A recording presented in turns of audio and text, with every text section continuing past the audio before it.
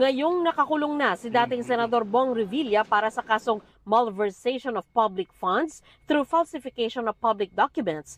Kaugnay sa umano'y Ghost Flood Control Project sa Pandi, Bulacan, umuusad naman ang investigasyon ng Department of Justice sa mga reklamo laban kina Senador Jinggoy Estrada at Joel Villanueva. Kaugnay din sa umano'y anomalya sa flood control projects. Ayon sa DOJ, ipatatawag na nila si Estrada na inaasahang maghahain ng kanyang counter affidavit. Si Estrada ay nahaharap sa plunder complaint sa DOJ kaugnay ng flood control project.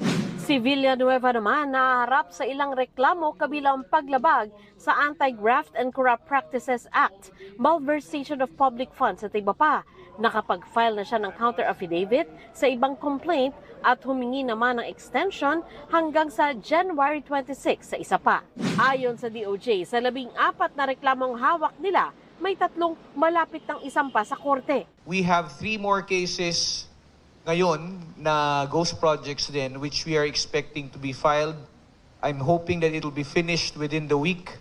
No, I'm expecting it to be on my table by the end of the week. And then by next week, there will be filings as against officials of the DPWH in the 1st District of Bulacan. Ayon sa Director General ng Bureau of Corrections, inihanda na nila ang posibleng kulungan ng mga masisentensyahan sa flood control cases. Ang kulungan na tinutukoy niya ang tinatawag na Supermax o High Security Prison sa Occidental Mindoro. Ongoing kasi yung Mindoro kasi designated na Supermax. So doon nilalagay lahat yung mga serious heinous crime offenders. First this quarter, matatapos na just in case na kailanganin na maglagay ng facility para doon sa mga involved sa flood control. Kaugnay naman sa paghahanap sa wanted na negosyanteng si Charlie Atong Ang, sinabi kahapon ni Interior and Local Government Secretary John Vic Remulla na hindi muna sila hihingi ng tulong sa National Bureau of Investigation o NBI. Sabi ni Remulla, may mga NBI agent umano na naging bodyguard ni Ang.